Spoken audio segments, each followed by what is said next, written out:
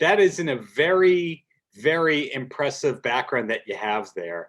Is Thank you. there Everyone's got a film. Everyone's got a the film behind them, and yeah, no, it's right. It's cool. Joe Perry. What's this? Is a guitar from there's Don Don Felder. Felder? Yeah, every camper that comes to my camp, every counselor has to give me a. I don't know who this is. It's a whole band. I don't know. Might be Judas Priest. I don't know. I don't know. I see your name on there. That's the No, important part. so I can't sell it. Hey, you want to know what's more valuable to me? Sure, what's that? Look at this. Okay, there's a basketball, Larry Bird, and there's Bill Belichick gave me his gave me with a nice beautiful note. Thank you from Bill Belichick, and this is from all these boxes, but this is the big one. Belichick's my buddy, and Larry Bird and Magic Johnson. I mean, come on, now we're talking. Absolutely. Okay. And the documentary, of course, shows your background in sports. And having had the chance to interview you a couple of months ago, I heard about how, a chance encounter in the Catskills ultimately led you into music, which is incredible.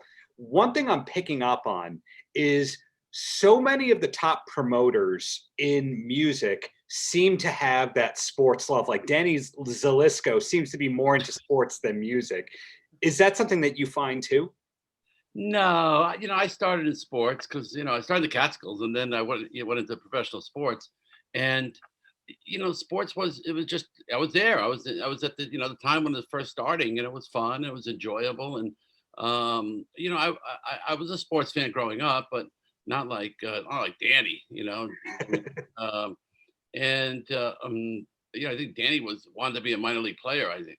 But I think what happened was that, I was in sports and I enjoyed it. It was really fun. But I get the problem I ran into sports was that all your job as an agent is to show me the money and, basically be an agent, and it's great, to be associated with those amazing players and teaching me to win. And I was a fan, but I honestly got bored because I wanted to be creative, and I try to be creative in sports. I created the quarterback club that was very famous for the NFL quarterbacks to did a marketing. I was always thinking how I can market my players and commercials, but after a while, I did that, and my players went to the Super Bowl and the World Series, and I'm a guy that just needs to keep growing and growing. And I was sharing office space with the biggest managers in the music business, Shep Gordon. I was walking into an office with a guy named Gary Kerfis, who represents the Talking Heads and the Ramones and Blondie, and and Meatloaf's manager at Cleveland International. And I saw all these gold records on the wall, and I just kept thinking, they're so creative, and they have to, I hear the way they talked about the albums and about touring. And I just said, I want to try something else. And unbeknownst to me, one day I got a phone call. Am I interested in representing the association, right? The band, and that was my start. That was your start, and of course, many detours with the Monkees and Dirty Dancing Live, etc. There's no shortage of successful credits. Anybody who sees this, reads this, etc., if they Google your name, they'll go, "Oh, I love 10 projects that he was involved with." But this documentary calls out a lot of that. And when we spoke back in October, and you were saying, and there's this documentary about Rock and Roll Fantasy Camp that's coming out. I've been doing this long enough to kind of go, yeah, it's coming out. Mm-hmm. At that point, did it have the firm release date and all that? Yeah, exactly. Yeah, when we spoke and did that interview, I knew exactly when it was coming out. I didn't realize, and you don't realize, you work on a project for 5 years, and again, I worked on it, but I also didn't have any final cut. I could make my suggestions all I wanted, but Doug Blush, the director, and Jeff Rowe, the producer, had in their contracts final cut. So I can only recommend to put things in, but I'm not a filmmaker, and they are, and so I stayed out of it, and I would just give my suggestions as much as I can. I'm gonna tell you something. It's hard to make a film. I've done everything. Like I said, I've done sports, I've done touring, I've done some records, I've done some television, but a movie is really difficult. And so I love this. To me, it's a big accomplishment to be part of this. And I didn't know back then that. Okay, so you worked the whole life on you worked 5 years on this film. Yeah. And then it all comes down to the trailer, and then it all comes down to what people think of the film. And that's the craziness about the film business. You don't get the results till, after everyone sees the film and you get on Rotten Tomatoes. The score on Ron. And I didn't realize any of this, honestly. Friday was the first time I heard it. I got a phone call. You're 89% on Rotten Tomatoes. I said, okay. I didn't really know much about it. So interesting. Yeah, that's kind of the definitive rating that you can get these days. It's not Siskel and Ebert, it's not IMDb, it's all Rotten Tomatoes. And I forget, is it like 65% like schoolwork is the passing grade?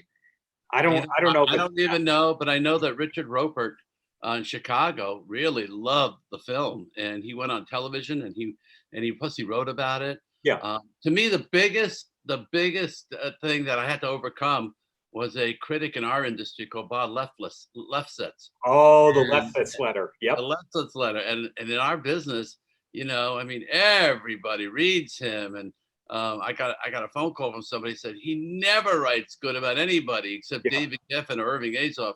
Yeah. He writes great about you. So I guess once Lefsetz gave me a nice note, and he loved the film, his first line was, "I couldn't put it down." I got to breathe again. So no, and I love reading him. We all read him. Everybody in the industry just reads him. Even Howard Stern. Yeah. What? Even Howard Stern?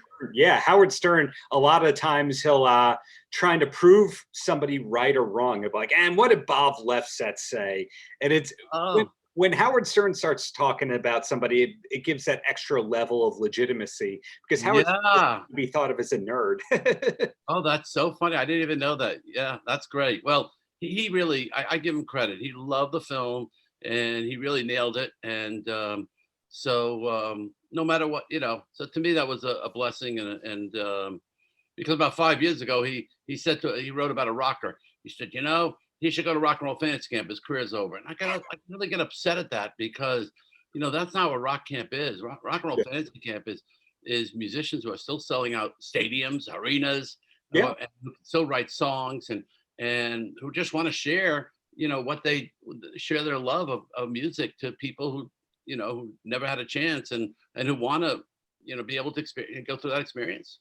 Yeah, if we look at the upcoming online-based fantasy camp classes that there are, which is totally different than what the film is spotlighting, we see basically the whole schedule of the Live Nation concert calendar within the rock and, classic pop kind of genres, when we see Roger Daltrey, etc.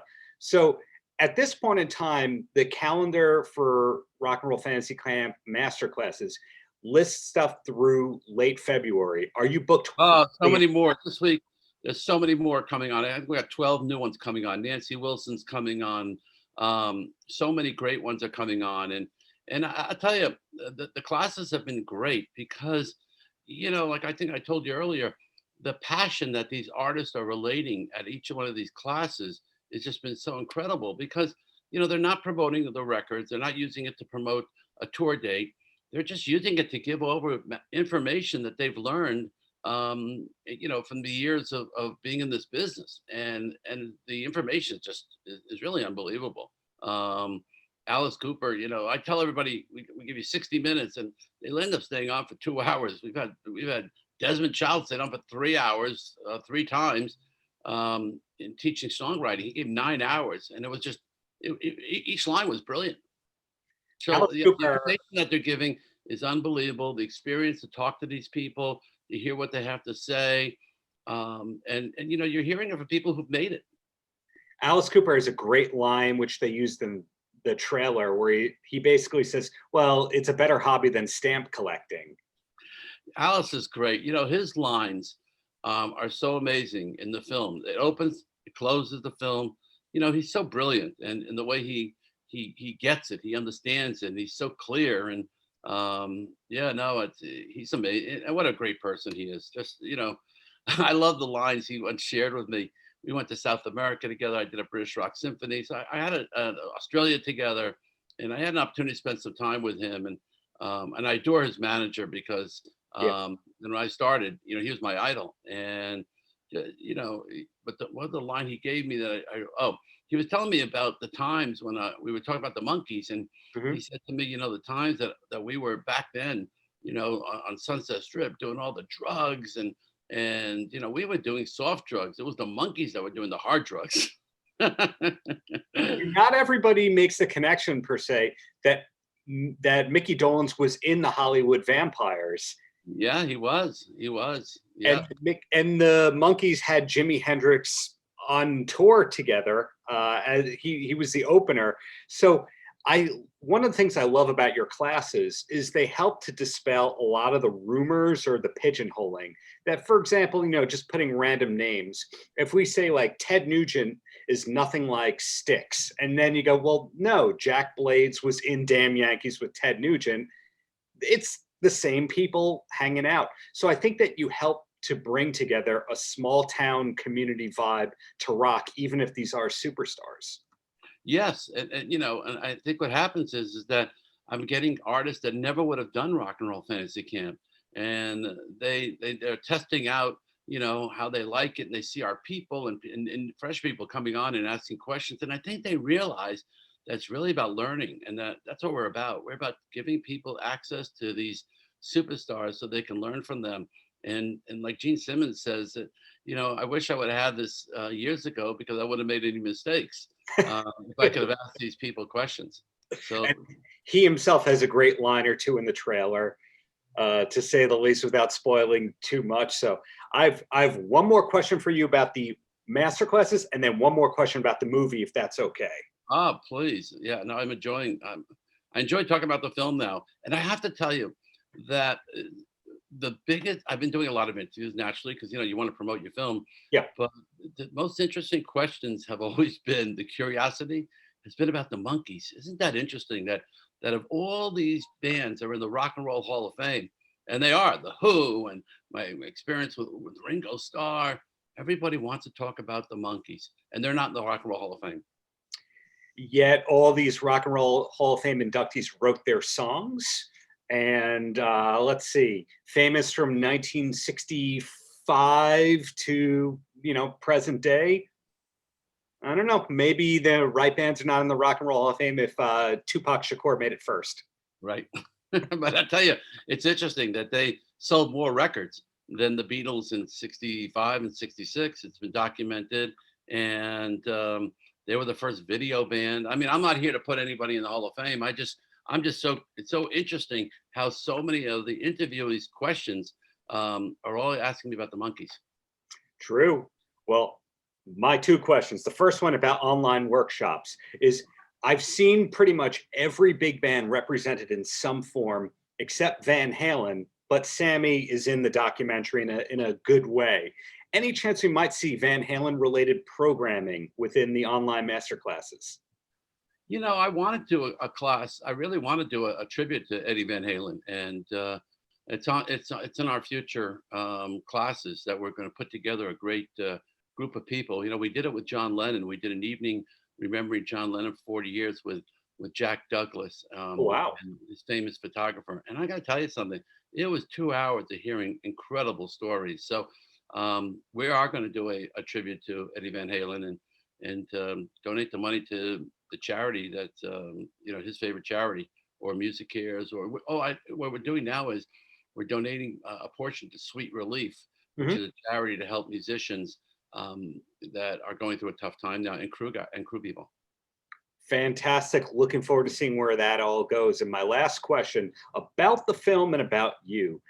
Most of the time when people have a documentary made about them and they're alive and well and happy with it, they still have that one thing where they go, man, I wish they spoke about this part of my life or more about my life. Do you have that one thing or two that you're going, if this were 20 minutes longer, I wish this part of my life were a bigger part of it? That's a great question. Well, first of all, let me tell you about this film that I think people have to realize. This film is not a behind the music. Right. And I remember touring on the Ringo van for many years, and we would just, the running joke was, band makes it big, band does all the drugs, manager steals all the money, and then the band recovers. And that's every film, every behind the music. This film will take you up from the beginning. You get on that ride of Rock Camp, the movie, and it will take you all the way to the end. It's not about that. I think, I think they did. I didn't want to be in the film. So you have to understand something. My goal was not to be in the film. From all my years of working with Ringo, one thing I learned from him was, promote everybody else. I go to him. I said, Ringo, they want to do an interview with you. He says, can you give it to Nils? Give it to Joe Walsh. He was always about not being selfish and about giving it to everybody. And I guess I learned that because I don't really want to be the center of attention. It's all about these artists and these campers. So 2 years of the film was Jeff Rowe trying to convince me to be part of it. And there's nothing more I wanted to say in that film. Sure, I've had a longer career than that. I've had, I produced, American Gladiators, and I did dancing. I did so much more, but I'm fine. I'm fine with how I'm representing the film. And I think Doug Bush did a great job in bringing out, me and my character.